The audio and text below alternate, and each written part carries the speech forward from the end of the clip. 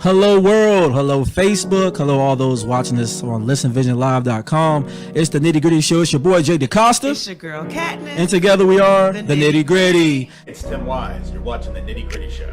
Everybody, this is Stephen Powell. You're now watching the Nitty Gritty Show. Check it out. And so I'm DeCosta, and you need to watch the Nitty Gritty Show. My name is Sherman Moss, and you're watching the Nitty Gritty Show. That's the Grant Thompson, aka G. Ainsworth, and you're watching the Nitty Gritty Show. I'm Anthony White, and this is the Nitty Gritty Show. Yeah. Bam, it's Jay Thompson. You're watching the Nitty Gritty Show. You are watching the Nitty Gritty Show.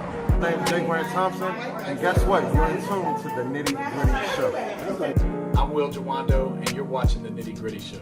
And my name is Mitch Holmes, and you're watching the Nitty Gritty Show. My name is Peter DeCosta, and you're watching the Nitty Gritty Show. This is Pastor Rob, and you're on the Nitty Gritty Show. I'm Ray Pittman, and you're watching the Nitty Gritty Show. Hey, this is Joni Ford of Ford Wilderness, and you're watching the Nitty Gritty Show. Yo, what's going on? It's your boy Benny Black, and you are watching the Nitty Gritty Show. It's time for the Nitty Gritty. Conversations getting real live. It's time for the Nitty Gritty. The revolution's not televised. It's time for the Nitty Gritty. Reaching out to your conscious mind. It's time for the Nitty Gritty. More than talking, we're taking action. It's time for the Nitty Gritty. Yo, it's your boy Jay DeCosta. And it is your girl Katniss. Together we are The Nitty Nitty Gritty. Look, we back here today to all of you out there in YouTube, Facebook land with another great show. We had a chance to talk about mental health. Last month, May, is Mental Health Awareness Month, and we sat down with 3 therapists. It was Erica, Ashton, and Vicky. How won't forget Vicky name? That's my homeboy wife, right? But we got to sit down with the 3 of them, and they gave a lot of great insight on mental health, especially how it correlates to the Black community. You know, I just like the way that they bounced ideas off one another. I felt like the conversation was very rich. It was very informative. They also talked about, trauma. They talked about depression, anxiety. They talked about relationships. I mean, there was just so much you can take from this conversation. At the end of the day, everybody has mental health issues, and everybody should seek some kind of therapy at some point in time in their life, because life happens, right? Definitely. Life happens. You got to prepare for it. So here's the show. We hope you guys enjoy it. All right.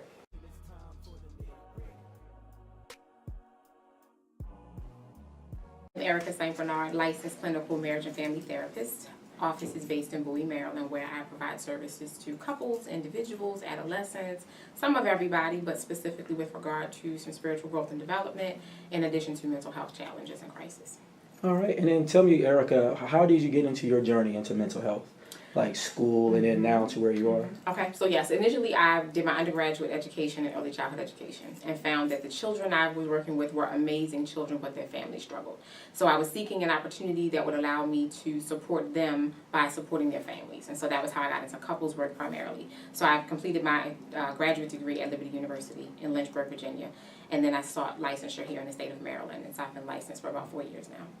Wow. And any special events that drew you to like mental health specifically? I can't say specifically, no. Just seeing the need for people of color. I think that was really it. As I was looking through different directories to look for therapists just to see who was out there in terms of networking, in terms of mentorship, I saw lots of white faces. And while that was great, I wondered about the clients who were looking for clinicians, if they could see somebody that looked like them in their search. And so I thought it might be a good idea for me to pursue the mental health route versus, parenting trainings, although those are beneficial and helpful, but to really be a brown face and a brown voice for the people who need mental health services. Ashton Morgan, licensed clinical marriage and family therapist. I actually own this practice, Family Therapy Group. We have an office in Columbia, one in Pikesville, and we'll be opening one in White Marsh within the next month. Nice. Now, tell me, Ashton, about your journey. What got you into mental health? Tell me a little bit about your school background and why you chose the profession in the first place. Yeah, I actually didn't start off in mental health. I started off in business. I received a bachelor's degree in business from the University of Baltimore, and then I continued my education, got a master's degree, and then after that, I thought, I don't want to do any of those things. Actually, what I really want to do is something related to mental health, partially because of I was drawn to the work. What get my bachelor's degree and my master's in business administration, I was actually working in a psychiatric research center. So I knew I wanted to be a therapist, so I went back to school and got a master's in marriage and family therapy. And now I'm working on my doctorate. Wow. And what made you choose mental health from like business and all that? Yeah, I chose it because the work. I enjoy the work. I enjoy helping people. I enjoy working with people through their problems, helping them find solutions. And so that's why I mainly chose it. Hi, my name is Vicki Hayter, and I'm a licensed clinical marriage and family therapist. I have a private practice called Emerge Lifestyle Consulting. I have offices in Bowie and Kensington, Maryland. All right, and Vicki, what got you into this realm of work and mental health and things like that? Well, that's a very interesting question. I finished college as a with a bachelor's in science and nursing, and did a master's of science in health science. So I've always been in the health field. I worked as a labor and delivery nurse as well as a maternal child health nurse in public health. And I did that for a number of years. And in that work, I used to work for a program called Black Infant Health, where I would see pregnant women for at least 2 years. So during the pregnancy until their baby was about 2 years old. And in that work, I worked with those mothers. And as a nurse, I did a lot of assessments, and there's a part of it, the psychosocial assessment, where you find out about any abuse history or domestic violence, and you learn a lot about people when you're asking such intimate questions. And going into their homes is also another vulnerable space, so you learn a lot about these families. So I'm not just seeing the mom, I would also see the dads, also help them. Sometimes they had the grandmother living with them and they tell me about their health issues. So you learn a lot about their lifestyles and the things that were stressors for them. And the program was a medical case management program. So it had a social component as well as a medical component. And I learned that in seeing those mothers, I assessed for postpartum depression, anxiety, and things like that. And I realized they were using me as their counselor. So whenever I made a referral to them to see a mental health professional, they would never go. And when I went on maternity leave and had a couple of clients call and have suicidal ideation, I began to get worried and just really wanted to have somebody take care of that issue while I was on leave. And so I felt like I was in a hot seat. I was glad that they trusted me, but at the same time, they would not follow up on the referrals if I was giving them off to somebody else for the mental health component. And I think it just kind of set the wheels in motion for me personally that African American people typically will not seek mental health counseling unless it's somebody they're comfortable with. Unless they really have somebody they know they can trust because you said this is a good person. And from there, I decided to go back to school once I moved to the Maryland area and get a master's in marriage and family therapy. And I did that, and here I am today. So why is mental health important in the Black community? Mental health is important in all communities, but particularly the Black community, because it's one of the few things we don't talk about. Oh, absolutely. Right? We'll talk about our physical health, we'll talk about our finances, we'll talk about our job search. But when there's a concern about whether or not I'm managing my life well, or if I'm dealing with grief and loss, or if I'm dealing with some anxiety or depression, we don't create spaces where it's okay for us to talk about those things. And so then that's the one area that probably goes unattended to and wreaks greatest havoc in our lives, right? Although I would sort of argue that it was always important in our community.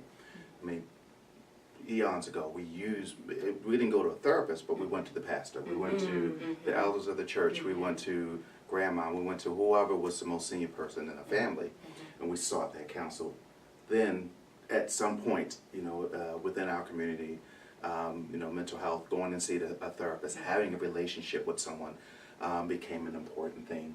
And at least I've noticed more and more, I'm seeing more African Americans, particularly more African American males who are coming in for services. And it may have everything to do with the fact that I'm an African American male. We like to see and interact with like individuals, so that may be it. I think that although I do believe that we use the church as the way to cope with mental health, there's parts of it that was ineffective, right? Because we don't call a thing, right? So we have diagnoses, we have names for them, and so the idea, the stigma behind saying you have a mental health condition, we will not do. I think it's been very hard. Now I think more African Americans in particular, we can admit to anxiety and depression, but I found it takes a lot for us to get to that point. I have so many people say to me, it just took me forever to get here, 30, 40 years of just holding on to things. And now, if I start talking about stress to my clients, they can talk to me more freely. I realize when I'm talking to men too, especially if I talk about stress, then they're able to talk to me more. If I start talking about a diagnosis like depression or anxiety, do you have depression? No. I'm not crying all the time. I can go on. I'm reminded of assessments when people fill out their depression screening. They will do everything and they have the minimal score, but then when I talk about the issues, there's so much trauma and abuse there, and I'm like, you didn't answer these correctly. And because you know a diagnosis may come, if you will, from answering the questions appropriately. But I think the stigma has been the issue for us, being able to admit to having mental health conditions. Do you think that possibly comes from blacks and blacks in our community, just having an inherent fear of this medicine, right? Because Ashton, you mentioned earlier there's something key, and it ties in all together, that what all three of you were saying, that there was a comfortability with going to the pastor. Yeah. And, we have people that will spend hours on the phone telling their sister all their business, or their mother, a trusted advisor, if you will. But then something about seeing someone who's licensed or certified in it, once it becomes clinical, and you mentioned this, Vicky, once it's a diagnosis is attached, now people start to pull back. Is there something to that, maybe why we have that stigmatism in our community towards it? I think if we can find a way to work to destigmatize the concept of therapy in and of itself, to make it okay to talk to somebody the same way you would talk to a trusted advisor, the same way you would talk to a pastor or a clergy person or a leader in your civic organization, to make it so that it's acceptable. And I've had clients most recently say to me, I really want to see this and use this as preventative maintenance. I would take care of my car. I don't want to wait until there's a major crisis. So that's the kind of language I've been talking to clients about, that you see your doctor for preventative, you have a yearly physical. That's not because you have cancer, but that is to be able to detect if there were some concerns that would, present a cancer diagnosis down the line. And so when we can normalize the need for discussion with a trained clinical professional to just talk about life, that it doesn't even have to be diagnosis based. I have a few clients I see right now who don't really have a diagnosis. We're just managing life so that it does not become depression. So that the simple anxiety symptoms they have, we can give them tools and strategies and coping mechanisms that will help them to manage those things so they don't spiral to the space where they need to be medicated and need to see a psychiatrist and need all these other extensive services. And so again, if we can find a way to normalize the conversation around mental health and seeking treatment, I think that would do us a great service as we move forward in the topic and conversation. That is so good you point that out, because when you said psychiatrist, I was reminded of historically the Tuskegee experiment, right? So from the medical field, there have been horrible experiments ran on African American people. And if you think about the stigma behind going to an insane asylum, is what they were called back in the day, there is no way that we can be that comfortable going to seek mental health treatment because we've had such horrible experiments done on us. Because when they say go see a psychiatrist, they're still a medical doctor. And so if you tell a black person, let's go see a doctor for your mental health, that's foreign and that's scary. We already don't want to do the medical conditions. You talk about your blood pressure and your diabetes.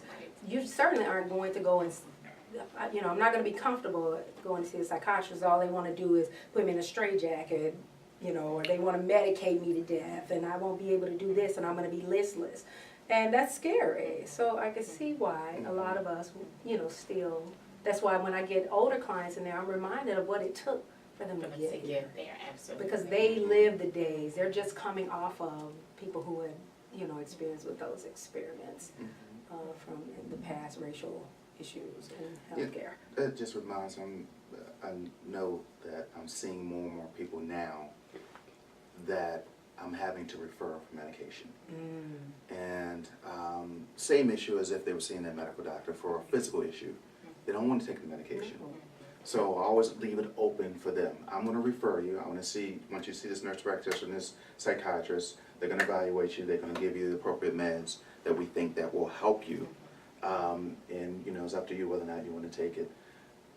More often than not, if I continue that relationship with them, if I continue to talk to them about it, continue to see them, they may be, you know, more open to even trying the medication and taking it long enough so that it's effective. That's another issue. And it wasn't helpful. You Yeah. took it one day. Oh my gosh, all the time. Not how that all works. the time. Yes. So I'm seeing that more and more now. That's good stuff. I think the other thing too is creating a space in addition to the conversation, commending people for their courage to make the phone call. That's what I've started doing. When clients call me to ask me about therapy with me, I say, oh my goodness, I commend your courage in reaching the point where you're thinking that now is the time I need to take and invest in myself, right? That I need to spend this money, do this work to find a phone number, to contact somebody, to seek treatment, because I think it is a very courageous step. Because you realize you're inviting some stranger into your space, into your life. They're going to find out the nooks and crannies of your details, right? And it takes a while to build that trust. And so I commend them from the beginning. And then as they divulge their secrets and as they share their story with me, I continue to commend them along that journey. Wow, we're really getting somewhere. You're sharing more and more. We're really getting to the core or the depth of some of the things that you mentioned when we first started. And so in that, there's a celebration that happens in the therapy process that really honors their willingness to do the work. And it is that reminder, I think, that keeps them coming back. It is that relationship building that happens, that then when I make a referral, I'm not just somebody else who's trying to send them to the doctor, but I'm somebody who's shown invested interest in them from a therapeutic standpoint, and I'm showing that I care for them. And they feel like, okay, well, if she cares for me. I have one client who says, well, because of our relationship, I'll do just about anything you ask me to do. Right? And that's a very trusting space. And so I'm very mindful of what I ask them to do, because I realize at some point I do hold the power in that regard, but wanting to always make sure that, as you said, it's always their decision. This is what I suggest, but you have the ultimate final say in how you use it. Now, you know, something that's come up in media recently, of course, Kanye West, he's been known for his outbursts and his public breakdowns, right? He had an interview recently with Charlamagne tha God, who a lot of people know through the Breakfast Club. And in that interview, he brings up the fact that he was asked, you know, how are you doing about your mother? How have you dealt with that? Did you seek therapy? And a lot of people are seeking therapy. I believe Charlamagne on that show mentions how he sees a therapist. And when Kanye answered, he said, you know, hey, look, I've kind of figured that out on my own. I kind of used the world as my advisor, but he hasn't sought someone who was licensed or practiced or certified to give him proper counsel.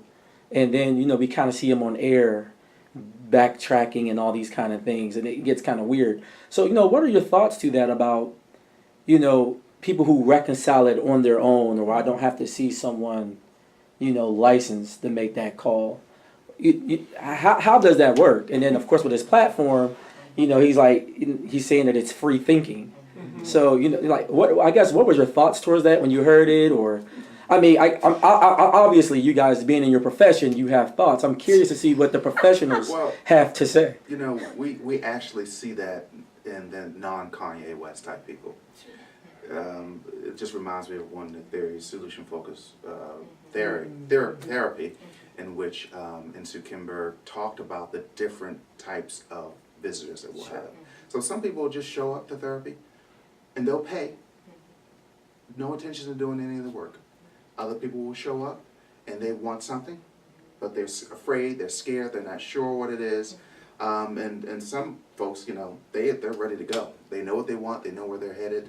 So I see that situation similar to some of the folks that we see. Not everybody's prepared. Not everybody's ready for therapy when it initially happens. For some, as you were saying, it takes a lot for someone to accept it and come to that point where I need help. I can't do this anymore. And I can't go to my neighbor, my spouse can't help me, my child can't help me, my mom can't. I need to go somewhere else to talk to someone else who's unbiased, that can call me on my stuff, that can tell me when I'm wrong, that can tell me when I'm right, that can encourage me, so and hold me accountable. So yeah, we see that all the time. It's not anything new, so to speak. And I think because of the internet, we have so much armchair psychology. So you can read up on, you know, people get their therapy off of Facebook sometimes. I read something today that was so encouraging. It gives them a little hope. And so then they feel like everything's okay. It's like putting a Band-Aid on. I will say that will only get you so far. Yeah.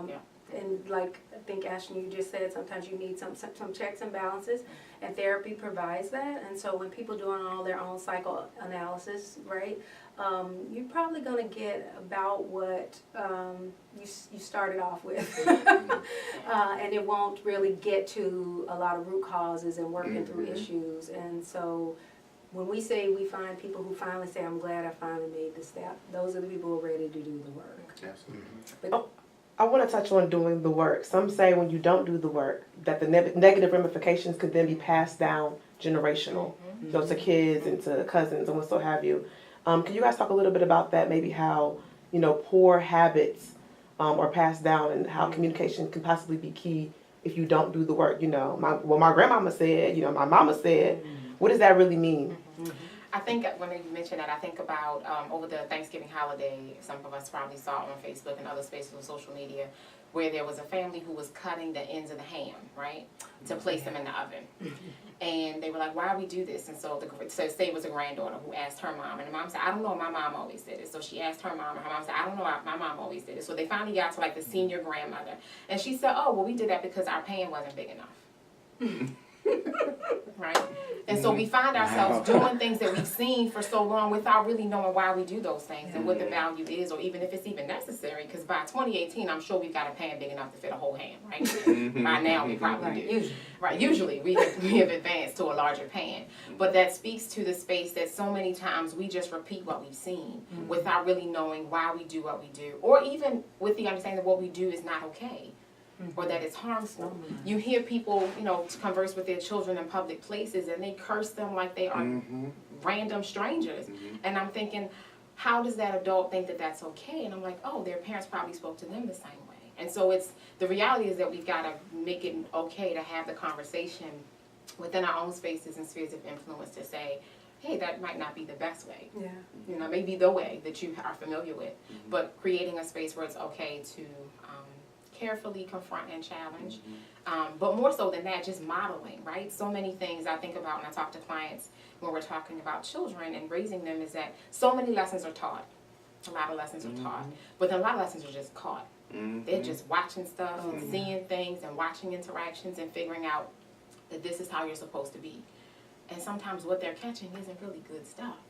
And so it makes us, or should help us, to be a bit more intentional about what we're presenting, about what we're modeling. And so while I can't go and fix every household in America, I'm working on my household, right? And I'm trying to be intentional there to make sure that my interactions with my little person who's going to a school and influencing other little children and influencing other families, if it's really one family at a time. Ideally, we would be able to touch everybody and fix everything. But the reality is it starts with our houses. What can we do differently? What can we identify as the issues, the ills, the things that we could make small adjustments to that would make things a bit better in our homes so that our communities are a little bit different? And so I think that speaks to what we see and doing what we see. I remember I went to a conference many years ago, 100 Black leaders in South Florida, and their mantra was, they will be what they see. And so we have to show them something better to strive for. And so that involves surrounding them with other families that are in line with where we want our children to go, pursuing the things we want our children to pursue, having conversations that are going to help them be guided in that direction. And that requires work. And sometimes we don't feel like doing the work. And that makes me think about this unspoken and the spoken part of the generations passing down different behaviors. So mom may be dealing with something, but you don't talk about it because you have to be strong. And I'm not going to go and confess that to grandma who has held it down for everybody. And so if I go and complain about my little stuff, knowing I'm on the edge of a breakdown, but I'm not going to talk about that because you have to be strong, right? African American women have the mantra of be strong, right? Don't you dare take that cape off. And so I've had clients where I've seen the mother, I'm like, wow, this lady is amazing. And then the daughter, but the daughter cannot confess that she is struggling with anxiety or depression or whatever, but I'm looking at the mom and I'm going, well, she's some stuff underneath there. Right. And so we don't talk about that. And instead, there are behaviors that we pick up on. And so we go by the behaviors, which is just act like nothing's happening. Let's just be strong. I'm not going to admit to these panic attacks I'm feeling inside. I'm not going to admit to my heart's racing, that my stomach's scratching. I'm not going to, I just feel these things. So we may call it a health condition, but it's usually related to anxiety. that's underneath panic attacks and things like that. And so the unspoken things that are happening, the lack of communication about it, the stigma of not being strong really impacts how we keep passing these things down from one generation to the next. Wow. And, you know, another question I got to ask is, this has been something going on in social media, and this is kind of a hot topic, but it's a sensitive one, the Me Too movement. So, and there's thoughts on both sides. You know, some people break it down to maybe it's a conspiracy trying to take down certain powerful men. But then some people are like, well, why is it that these women waited 35, 15, maybe even 7 years to explain? And then they explain in such vivid detail this ordeal that happened. And I know of situation of young men in the church where things have happened to them, and then they come out, 5 years later, this guy assaulted me. And then people, their first criticism is, well, why did you wait so long? If it was that serious, if you was going through this much anguish, why did you wait? Maybe you guys could speak to the psychology of that, because I think a lot of people are wondering, is it possible? Are these people just all opportunists? Or is there something going on in a mental level that causes people to wait and then maybe feel emboldened when someone else speaks out? Yeah, I think it sort of speaks to the trauma around the experience. And I think about sort of the Me Too movement, and I'm sort of reminded of when you are surrounded by an individual, when you have a relationship with an individual and they have a certain level of power and authority over you, it makes it difficult. We can even forget the Me Too movement, but let's look at what happens in some of our school systems. Let's look at what the teacher and the child that's in the school, and we hear stories of how teachers are having sex with their students. Same thing would happen there. That child is in a position where that teacher has a lot of authority and over that individual, and so they may be afraid, concerned for speaking up, speaking out, particularly if something were to happen that's new, fresh, they haven't experienced before. They're trying to process it themselves. They're trying to figure out, I wasn't safe during that moment. Am I safe now? Who can I be safe with? So there's a lot that goes into that for folks to kind of decide whether or not they're going to speak out and what they're going to do with that information. With the Me Too in Hollywood or wherever it is, I mean, that's someone's career. That's their livelihood. That's, I'm blackballing you. That's, you're not going to be able to be in these movies, participate in these things anymore because we don't want.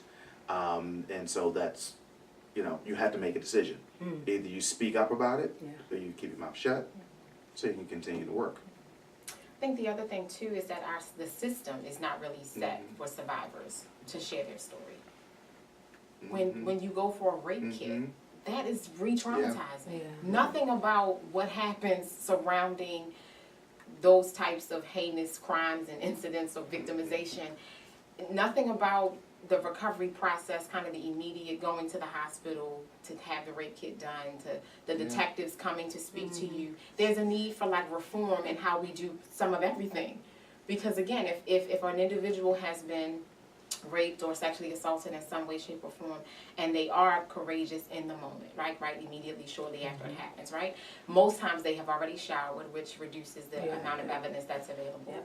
And then they have, maybe gone to the doctor's office or the hospital, and depending on who they interact with at first, that first intake person could shift everything. And so it requires that everybody have a trauma-informed training to understand that when people present themselves, they're in the most vulnerable space. That they have been violated physically, and now you want them to record information on a paper and take all this. It all feels intrusive. Their personal body was just violated. Now you're still asking them to give more. Give me the information. Tell me what happened. Give me the details. What did he look like? Where was he? What was he? All of that just feels like way too much in that moment. And so again, if you watch enough TV, and I'm a Law and Order special victim kind of person, right? But if you watch enough of those, you see that the system doesn't really work in the survivor's favor, right? And I'm really careful to not even use the word victim, because I do see these individuals as survivors. Somehow they had the wherewithal to fight their way through that moment, even if their fighting was to remain frozen, right? They fight their way through, and then they're expected to just kind of get up from that event and go and do the rest of their lives. And so the challenge is that, again, the systems are not set in place. I know that, I believe it's Howard County that has a their rape survivor space has been reformatted where it looks more therapeutic. It does not look like, you know, your traditional white walled environment, sterile looking environment. It's a very cozy, warm, soft blues, rain falls, just kind of very calming environment, so that you can go in and you speak with trained people who receive your story and who follow up with things. I also spoke with somebody today, just this morning at church, about recently she took a position as a forensic psychologist or forensic nurse, forensic something to do with the number of rape kits in Maryland that are not processed. So you think about the people who have been courageous in the moment and they have gone to pursue the right way to have their, you know, have their case tried or whatever, and their specimens are sitting waiting to be processed. Can you imagine how much more horrific that is for that person, how much more traumatizing that is to think that I did everything just right, and then somebody's going to get to walk? Like, how does that even work? Absolutely. And so it's the psyche of that for the individual, but then again, family members are not always the safest space, right? To speak up and say, this happened to me. Many, you know, we won't take a poll in this room, but sexual trauma happens within families. And how many of us don't ever talk about those things? And maybe it was a cousin who touched you, or maybe it was an uncle, or maybe it's a grandmother, or maybe it was an aunt, because we assume that the offenders are always male, but there are female offenders as well. Little boys get molested by women. And it's cool, kind of, because, like, that's cute. But no, that's traumatizing. That little boy should be able to be a little boy. But now he's been sexualized, and so then he's promiscuous, and so now he's running through women. And now he's sitting on our sofas as an adult male, wanting to be married to one woman and wanting to be faithful to her, but having created this appetite that is insatiable. And his wife is one woman. And so how does he try to make that transition? And so we talk about kind of how things happen, the generational effects that they have. And so it's really important to really figure out how we put systems in place. And I think that comes back to clinicians being trained and ready to meet people where they are and to support them in finding the proper networks and connections to get where they need to go. And I think part of your question was asking too, why do you think people wait so long? I think sometimes they're trying to reconcile it in their minds, right? So if I did go do the rape kit and no one contacts me for another 2, 3, 4 weeks, months, maybe it wasn't, maybe it was me, maybe it was my fault. You know, you just kind of reconcile, like, I shouldn't have been there, so their own guilt or whatever the situation was, so they just hold on to it and just minimize it outwardly, but inwardly, it's still there. Yeah. I keep hearing the theme of feelings and trauma, and I know that Maya Angelou once said that people will forget what you said, people will forget what you did, but they would never forget how you made them feel. How much is feelings interconnected to mental health? And what are the pros and cons of being in touch with your feelings? Yes. And the whole room had to sigh. I don't know. Go there. Where do we start? Yeah, where do we start with that? Well, actually, I think we probably should start with the physical and mental and how they both intercorrelate with one another. Okay. So oftentimes people would come, and good example you gave earlier, people would come and they would say, you know, I'm having a heart attack. I can't breathe. My chest hurt. And what they don't realize that, no, you're not having a heart attack. And particularly after they go to the ER, they discharge and say, get out of here, you ain't nothing going on. Yeah. So then they come see the therapist, and then we have to have the conversation with them about anxiety, about stress, about the way they are really feeling. And so then we have to have a conversation with them about digging deep, about what's causing the stress, what's causing this anxiety. It could be something simple as finances. It could be, it's too much a month, and I only got this little bit of money. What the heck am I going to do? Right. It could be something like, you know, I'm in a relationship that's not working. It could be something's going on with my child in the school, and I'm fighting with the school to get the resources for my child. It could be a whole host of things that's causing them to feel the way they do. So that's why we sort of took a pause there, because it's portrayed as a feeling. So we will see it as the person will come and say, I feel this particular way, but there's something that's causing that. And so what we do as therapists, we look at the root cause of what's causing them to have that particular feeling at that time. Right. So. And I love this to emotionally focused therapy because it's one that really helps us give words to our feelings. So oftentimes we kind of stick with about 3 basic feelings. I'm either angry, I'm sad, or I'm happy. Okay, but there are such a range. Disappointment and hurt Yeah, it leads to sadness, or I could be really hurt about something and get to the point of anger. But if you understand disappointment, what were you disappointed about? Because Dad didn't come when he said he would this time. So giving them words and know how to express a bigger variety of emotions helps regulate, because we can get to regulation of emotions then. We can't even get to it if you can explain to me how a certain action made you feel, because the smallest slight, I think people forget, often leads to some pretty big feelings for people based on what your experiences were in life. They tend to go way back to childhood, right? And you don't understand. Let's say in couple relationship, why are you blowing up over that little thing? Because I'm so disappointed. Disappointed is really the word, but they come up with angry because you didn't show up when you said you would. That goes back to because Daddy never showed up when he said he would. Or Mommy always said she would do this, but she didn't. Right? So we have to give them words to be able to explain their emotions a lot better, and then we put that together with a lot of this the physical symptoms too, and then you can help people cope a lot better when you can give them a better, let's say, communication around emotions. The other thing you mentioned, kind of the childhood stuff, the things that get triggered for us from childhood. So many times I think about, and I talk with couples about when we're growing up, we're raised very differently. Little girls can fall and scrape their knee and the room stops. Everybody swoops in with Kleenex and hugs and kisses. A little boy falls, has the same type of fall, the same type of bruise on his knee. Oh man, get up, you're okay. And he's never allowed to process that his knee hurts. He's never allowed to fully cry the way the little girl was given the opportunity to cry. His cry may not be as dramatic, but he has feelings, right? So from a very early age, he's taught to stunt his feelings, and they don't matter. There's no room for them in this environment. And then that little boy grows up, and he wants to be in a healthy, loving relationship, but guess where his feelings are? Those three.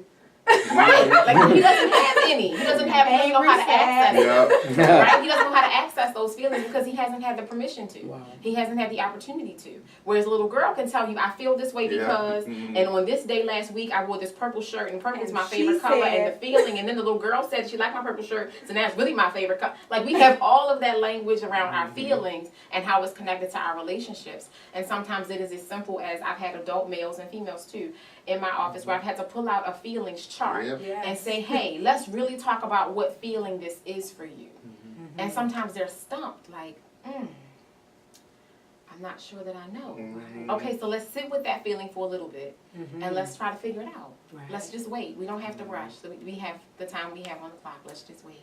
Which is uncomfortable. It is uncomfortable. Oh my goodness. It is, but it's in that space of discomfort where they begin to do the work. Absolutely. And when they start to do the work, you start to see the connection and the wheels start to turn, and then you start to see that some of those symptoms are not as big as they once were. They start to dissipate a bit. That heart racing, they can manage it a little bit more. They can figure out that this is why my heart is racing and give context to it, and then it boils down and it's like, oh, it's not that big of a deal anymore. But it is that space of helping them to identify, first acknowledge that there is a feeling. There's a feeling. And then to identify what the feeling is. Right. And then with that you can work with symptoms, you can work with coping strategies and mechanisms that will be more effective in the moment. I like what you said about that there is a feeling, because when the people come in my office and they're apathetic at this point, I think about the people who've held their stuff for years, and now they have no feeling about life in general. They're just getting through. And when we start to dig and start to go through all the stuff, I'm like, I see why you're at this place, where you're apathetic, where you feel like you have no feelings about anything at this point. Because all this has been suppressed, it's been sitting there, and you just haven't dealt with it. Because you're just getting through. Wow. Erica, something that you said made me think about couples and then counseling. You talked about the difference of little girls and how they communicate and how they can express themselves a little better, and then males typically don't grow up with that skill set, right? So then we start thinking about marriage and the rate of divorce. We've talked about that on previous shows. And so how important is it to have couples counseling? Whether the relationship is healthy or on the rocks. And then when you're looking at the couples counseling, do you have to have the two together? How is it important to have it separate sessions? Because maybe the male has to work out things that maybe he's never even had a skill set in. And or maybe the woman has a skill set she needs to develop, or maybe recognize a skill set that their spouse needs to work on, or vice versa, right?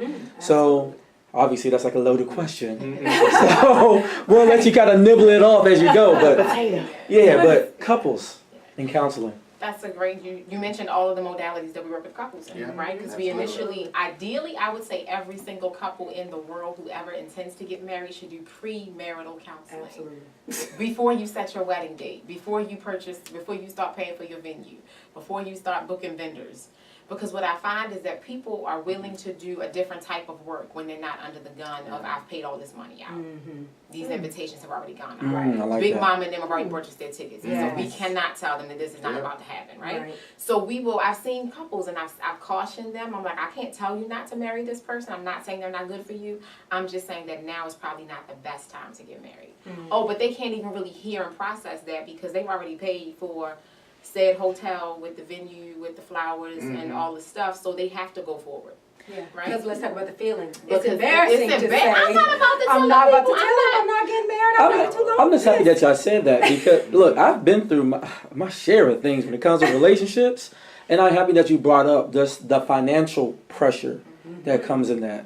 But don't let me stop you guys. But yeah, definitely, like, I'm happy you brought that up. That's a key thing, and I hope our listeners are paying attention on that. Well, you know, we often find most of the issues in a couple is sex, finances, and communication. And communication, you can put a line and say, you know, how they resolve conflict. You have to communicate well in order to be able to resolve conflict. So we often see those three as major issues that come up constantly. And a lot of them go back to, you know, the meanings that we're assigning things. Oh, yes. How we interpret things. Yes. For instance, you know, one person in the couple could say, you know, they want to spend $10 on something, and the other member may say no. And then the person wants to spend $10, oh, they all been out of shape now. It's like, oh, you just don't, and they're not mad about $10. They mad because you told me no. Right. No one tells me Taking no. the power out of my hands. making That's decisions. right. Yeah. I'm grown. Absolutely. And I like what you said, the family of origin, that family background piece. I like, it's so important that you know, Where not they just come you, who are your people? Yeah. And you need to be observant when you're in that space with your mate's family. Yeah. Absolutely. Watch those dynamics. Watch the dynamics, Yeah. just so at least you have a clue, because you may need to just be aware, so you know what you're working with. I'm always saying it's not going to be perfect. Know what you're working with, though. You know, even the smallest little thing, just keep that in the back of your mind so that you can be prepared to say, okay, I noticed that. So maybe there's where we need to do some work. And I totally agree with Erica about premarital counseling. You must. It is a must. Yeah. Although I would say not just premarital counseling, but when you're committed to a relationship, Yes. Yes. that you have to seek some assistance, some help. Absolutely. If it's going to be long term, Yes. do some work up front, Yes. Yes. so that you know you won't have too many issues. Right, you're after going to be the 10 years down the Yes. road going, Well, why I think the other thing too, another way to, because what I've done with couples and clients in general is to approach this idea that we can work on this premarital space. What I tell my premarital couples is we can work in this space for however many weeks up to your wedding or whatever, because most times they come already, everything is already 8 weeks packaged. before. Right, everything is packaged and ready to go. Right. I just need to get them married, basically. Right. It's like, so just get us married and we're good. Like, okay, that's great, but we got all these things to address. It's But- communication. Yes, so I typically will say to them, okay, great, we'll do the premarital work, and then let's come back 6 months, your 6-month anniversary, and then your 1-year anniversary, and then make those kind of your benchmark moments to come back and check in with your therapist that you already have an established relationship with, who already kind of knows a bit about you, and who can make sure you're still going in the direction you said you wanted to go when you ventured on this journey together. Because I think sometimes, again, life is happening the whole time. We're in premarital counseling. Life is happening in, before the wedding, during the wedding, and after.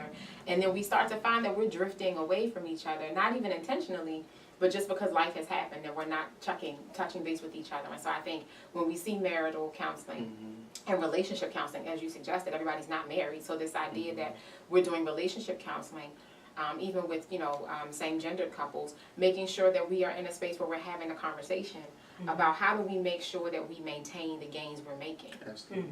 Because you wouldn't go to the gym and work out, for hours a week and eat right and do all this to then throw it away at a smorgasbord. Right? But that's what we do. Like, we do this little bit of work before marriage, and then we like, I'm good. We're like, no, We just gonna coast right no, in 50 years. years. Like, let's keep at this work. It'll be beneficial. Have you ever been in a session with a couple and you realized that they were in love with the idea of marriage, but not necessarily the work of marriage, and you said earlier that you met some people and you're like, I don't know if you should get married. So what does that therapy session look like? I guess what are some identifiers? And we can even talk about, what do you know? What does it look like when someone is emotionally healthy versus someone who is emotionally unstable? What are these things? How do they look like? How do I be able to identify that? How would the person be able to, or the therapist? I'm sure you can identify it, but how would us common people will be able to know? Like, how do I know if I'm trying to marry someone? What should I look for? I'm gonna say, if you realize you're talking to somebody and you can't get anywhere, like the issues are continually unresolved, like we just cannot communicate. They can't hear me, I can't hear them. Then there's a moment to pause. Don't keep going with that, because that means you're communicating. Like Ashton just said, communication is everything in a relationship. And so if you realize you can't communicate and you're just constantly falling into issues, you're going around and around about everything, you need to pause there and say, maybe it's just now getting the communication skills, and then you'll be fine to keep going. But don't keep going and you can't talk to the person, because y'all get upset about the smallest little thing. It's exhausting. I think the other thing too is when people are unable to own their stuff, right? If a person can't own that they said something or done something that you find offensive or hurtful, or just that you have some issue with, like you left your socks on the floor. No, I didn't. I just stepped over. We have a problem. We have a problem, and we need to pay attention. I think the challenge is that we live in a day and age where it's #relationship goals everywhere. And so the moment you get somebody who looks halfway decent and who's working a job, you will hold on to that person, regardless of how many socks are in the floor that you had to step over to get to work. No one is working on No one is working on nerves. But you got a #relationship goals. Posting on Facebook. Okay. Right? So it's really getting beyond that facade of what's good, and that I finally have somebody. And I get it. I talk to a lot of singles in my church and even in my practice who are really, really wanting to be married, wanting to be Buddha, right? I get it. But at the end of the day, you really have to consider, is this relationship for my good? Is this relationship for my benefit? Is this space a healthy space for me to do life? Because at the end of the day, life is what's going to happen as you live, right? And you want a relationship that's going to be able to journey that journey with you. And if it's constantly a struggle of these socks in the floor and my inability to communicate with you, and I have issues of trust because you keep showing that you're not really trustworthy, or you don't call when you say you're going to, and you don't show up when I ask you or when you promise to, or this is the 15th time we've had this conversation and there's still no resolve or no movement to a different direction, then you find yourself having those same stumbling blocks over and over again, and your conversations are just not moving forward. Then it's time to pause. And I also think it's the vision. So I think it's what the individuals see a good, healthy relationship to be, what it looks like, what it feels like to them. So, crazy will always go with crazy, because that's all they know. That's what feels good to them. So if you don't know what's healthy for you, you're not going to go seek that out. And even if you do see it, you'll throw it in the trash, because that's not comfortable for you, because you're used to someone beating the crap out of you, you're used to someone cursing at you, you're used to someone doing all these horrible things to you. So when you find a guy that's worth something, that wants to love you, wants to treat you nice, then it's very uncomfortable. It's uncomfortable. Well, if those two are in a relationship together, they should get counseling. Because they met their relationship goals and it's not working. Right.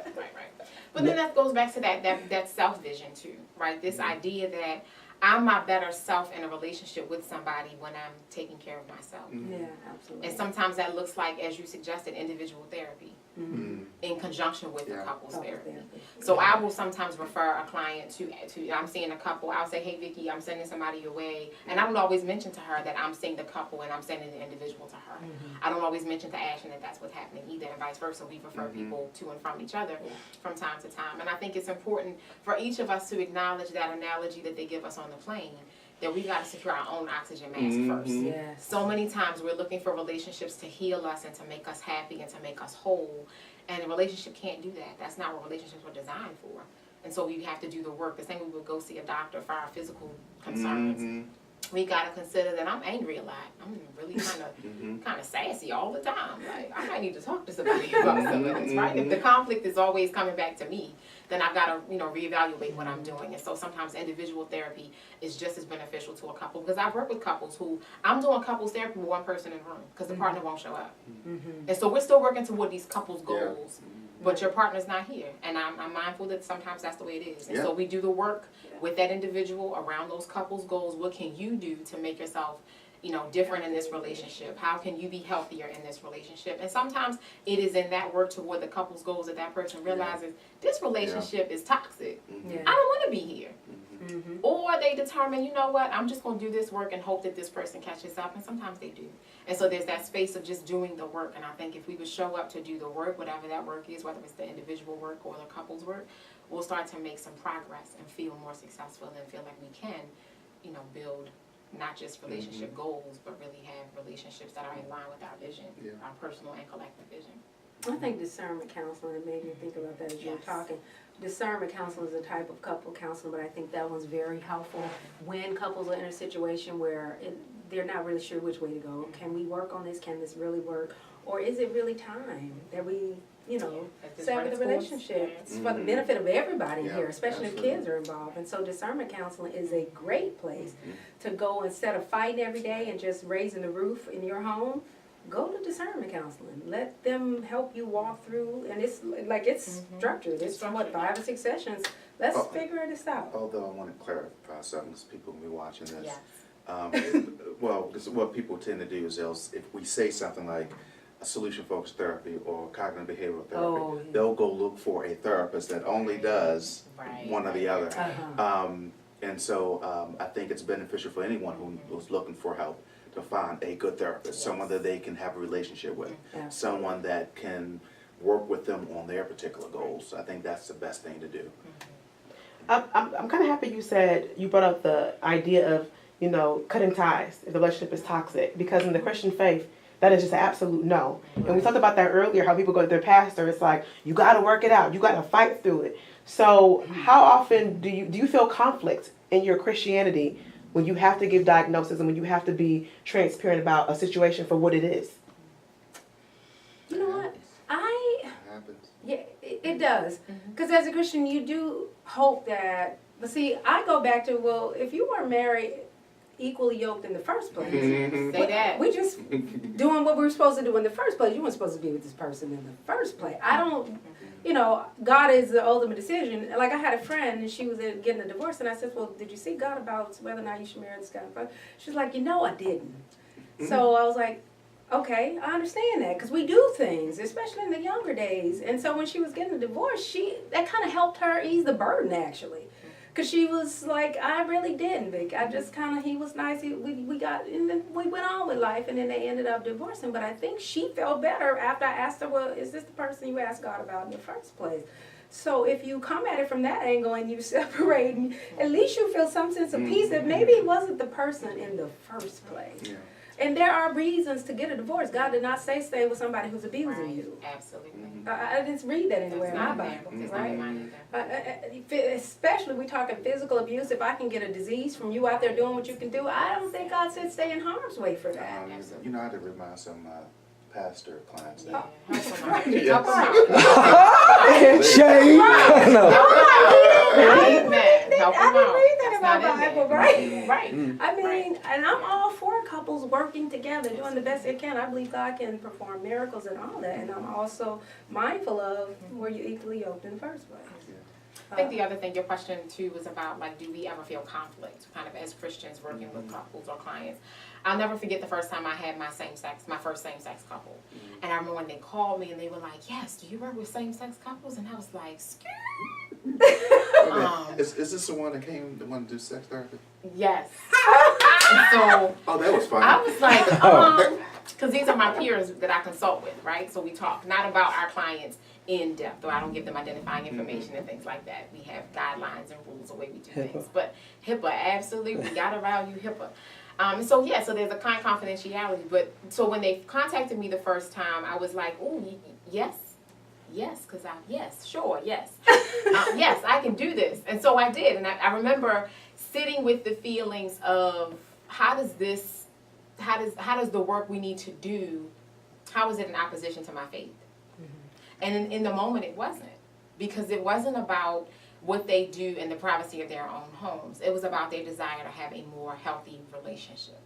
And my honest belief, from what I know about God, from my personal salvation and my personal relationship with Him, is that He is a God of relationship. And so if a couple comes to me, if they're a man and a woman, if they're a man and a man, if they're a woman and a man, if they're a transgendered person and a whoever, then my goal in working with them is to help them have a healthy relationship. And sometimes I'm trying to work through that at the same time, because I'm like, this is really different. But then there's a curiosity that comes with that allows me to lean into the work. And so I remember too that my relationship with my clients is not about my relationship with Christ. My relationship with Christ is to honor every single person that comes into my office, regardless of how they're different or similar to me. And so while I may not be in total agreement with the way they choose to live their lives, I'm not in judgment either.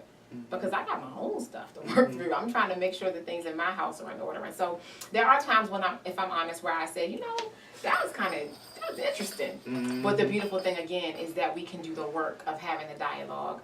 And then I have my peers that I can go to and say, whoo, that was rough, right? And then they call me with similar stories like, oh my gosh, I can't imagine. And so it's the safe space that we create for each other as well, because there is the work of, where your faith and what's happening in other people's lives, and sometimes even in your own life, where you're trying to reconcile.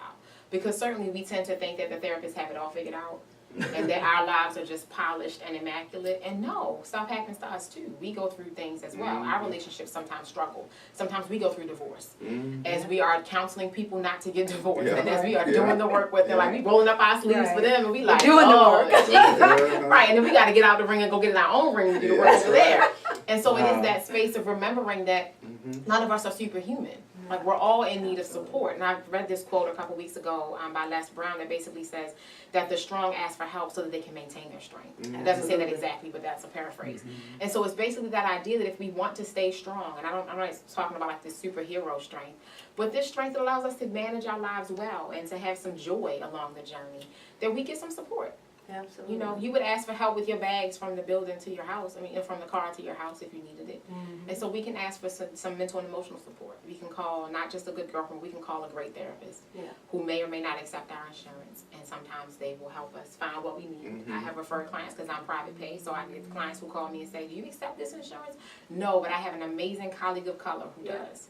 And we refer them to each other to make sure that our people get the services that they need, because we deserve them just as much as anybody else does.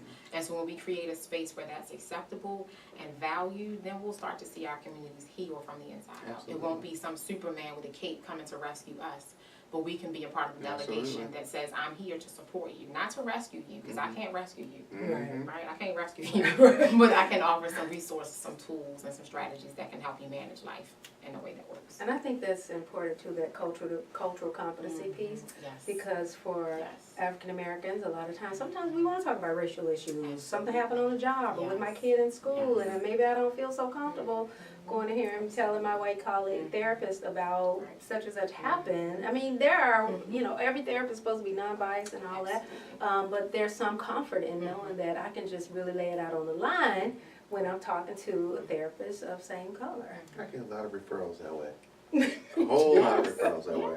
They'll come and say, well, I've seen this other therapist, and that just didn't work. But I need to talk to someone who can understand me, that understood, that has a concept of what it feels like, what it looks like to make a mayonnaise sandwich, or a bologna sandwich, or when you're trying to figure out what you're going to eat, what you're going to feed your family. All you got is $5. You can take and buy some oodles and noodles, some hot dogs, and I wanted that, so it works. Wow.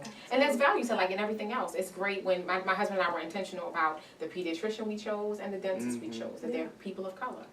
We wanted her to see that people of color do these great jobs too. It's not just the white doctor, it's not just the white pediatrician, it's not just the white whoever, but that we can find ourselves in our communities and see ourselves, because representation really does matter, especially in the space of mental health. Because as you suggested, I know some people who see therapists who are not of color, and that is one of the gaping holes, either that they can't talk about their faith with their therapist because their therapist does not share their faith, or that they can't talk about the microaggressions they struggle with on a day-to-day basis because Sally is white and Sally is not going to understand or may dismiss their position about how something happened or what they felt about it.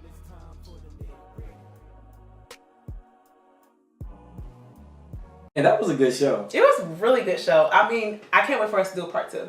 Yeah. I can't wait. Like, so his suggestion to what the part 2 should be. Should we let him know? Go ahead. I'll tell him, look, the next time we have him back, we're going to talk about sex and the importance of sex. I'm not going to get too much into it, but Ashton brought up that idea when we was sitting around talking afterwards. But, I mean, they give up so much great information. And I'm happy that we was able to tie mental health to this things that's going on, like the Me Too movement. Like, so many people didn't understand why a woman waits that long. And I'm happy we talked about that. And then, we had a chance to cover Kanye. Right. And in addition to them giving, very important information, we are a Black show and we support Black business. So if you are in the DMV area and you or somebody you feel like is stressed, dealing with anxiety, or you see somebody just to talk to because maybe you are having suicidal thoughts, please reach out to one of those 3 therapists. They are available. They are ready and willing to provide, referrals or, service you themselves. And we hope that you guys get connected with them because, like I said, everybody deserves some kind of mental health services because it's needed. It's important. Mental health is real. Life happens. So please seek the help that you deserve or that you may need. Yeah, and we're going to go ahead and tag out. But before we go to the outro, we actually going to kick it back to them one last time. They actually give where to find them. Yep. So, and they're in the DMV. So if you're a local, one of our local viewers, you definitely know where to check them at, all right? So, it's your boy, J. DeCosta. And it is your girl, Katniss. Together we are The Nitty Gritty. We out. I'm Erica St. Bernard. I'm on Instagram. Your Life's Well is my tag. What is it called? I'm old. What's that? At you. I got you. We're at you. Fix that one there. Amen. But it's Your Life's Well. So it's Your Life's Well. That's the name of my practice. I'm also available online. www.yourlifeswell.com is my website. You can find all the resources there. My name is Ashton Morgan. Website is familytherapygroupllc.com. You can go to the website. All of our information is there, listing of all of our therapists, how to contact us to schedule your appointment. All right. And I am Vicki Hater, and you can find me at emergelifestyleconsulting.com. That's all one stream of words there. And I have practice in Bowie and Kensington, Maryland.